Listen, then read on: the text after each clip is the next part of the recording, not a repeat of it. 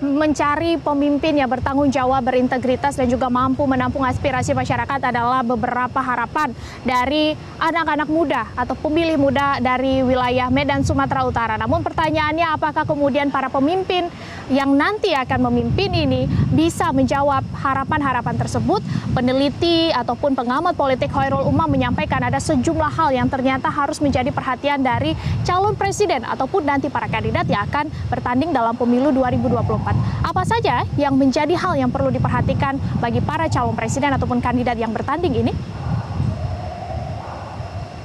Segmennya akan sangat besar, karena bagaimanapun juga kalau misal kita trace back dari basis data populasi, dari rentang umur 16 sampai 30 tahun itu jumlahnya bisa mencapai 65 jutaan warga.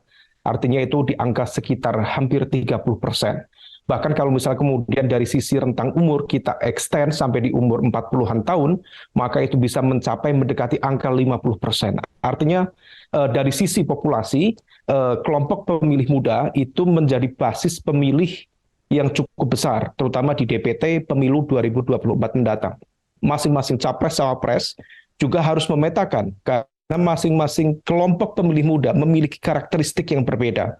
Mulai dari pemilih muda di segmen perkotaan maupun di segmen pedesaan, kelompok muda di basis milenial maupun di generasi Z yang menjadi pemilih pemula, atau kelompok basis pemilih muda dengan basis Islam dan juga basis dalam konteks segmen non-afiliasi organisasi sosial keagamaan. Masing-masing memiliki karakteristik yang berbeda. Tetapi di atas semua basis perbedaan itu ada sejumlah concern yang menjadi perhatian kelompok muda, yaitu terkait dengan lapangan pekerjaan. Karena bagaimanapun juga dalam situasi ekonomi dunia dan juga negara yang tidak menentu, basis terkait dengan isu ketenaga kerjaan seringkali kemudian menjadi isu penting, isu mendasar di dalam konteks politik ke depan.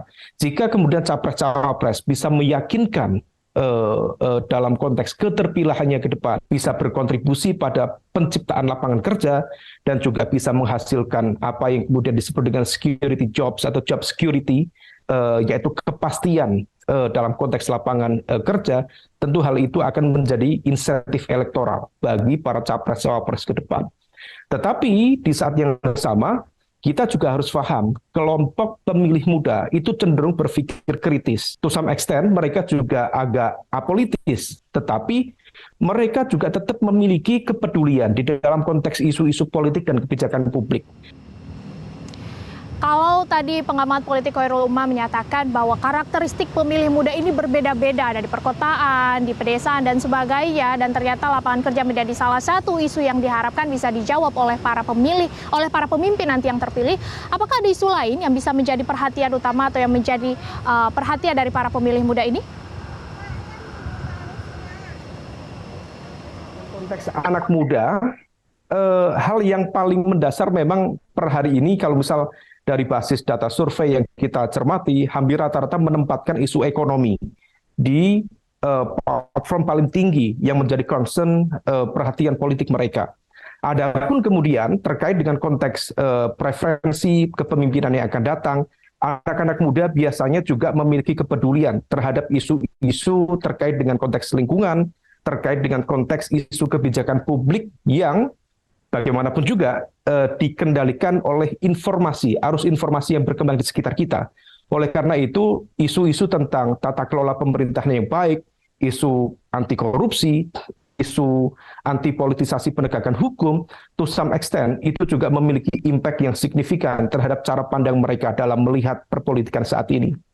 Tetapi, sekali lagi, literasi masyarakat kita, terutama pada basis pemilih muda, semakin tinggi, semakin meningkat, dan literasi politik itu juga menghendaki adanya proses dialektika yang juga semakin berbobot dan juga mendalam.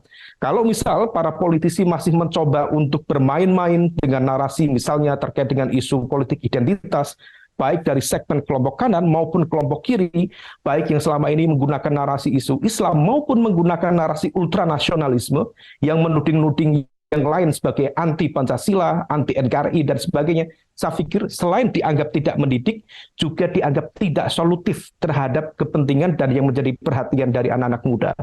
Jadi kalau misal kemudian ingin berpolitik ala anak muda di Indonesia, maka berpolitiklah dengan cerdas, dengan riang gembira. Disitulah kemudian basis pemilih loyal dari segmen muda bisa dimenangkan. Anak muda menjadi basis pemilih yang dinilai semakin kritis dengan literasi politik yang juga dinilai semakin meningkat, sehingga para kandidat nanti juga harus lebih berhati-hati dalam menyampaikan materi kampanyenya ataupun gagasan yang mereka berikan. Lalu kalau menurut Khairul Umam, kira-kira apakah akan ada peningkatan pemilih muda pada pemilu 2024 mendatang? Kita dengarkan. Jumlah angka tentu akan tetap stay pada basis angka yang saat ini sudah tercatat di daftar pemilih sementara DPS dan nanti akan dikonversi menjadi DPT, daftar pemilih tetap. Tetapi terkait dengan bagaimana kemudian tingkat partisipasi kelompok segmen muda dalam pemilu, voter turnout, tentu akan dipengaruhi oleh banyak hal. Nah, yang terkait dengan partisipasi pemilih, tentu kita tidak hanya ingin dari aspek number, dari aspek jumlah angka. Di pemilu 2019 yang lalu, itu tingkat partisipasi pemilih kita itu cukup tinggi. Dibanding dengan partisipasi pemilih yang ada di Amerika yang hanya 65%, itu sangat-sangat tinggi di Indonesia. Karena di Indonesia kemarin bisa mencapai di angka 80-82%. Tetapi dengan catatan, jika partisipasi pemilih tinggi, tetapi karena kemudian di-boosting, didorong oleh faktor-faktor terkait dengan isu politik identitas, narasi kebencian, anti rivalitas dalam konteks berpolitik, tentu itu bukan sebuah kabar gembira.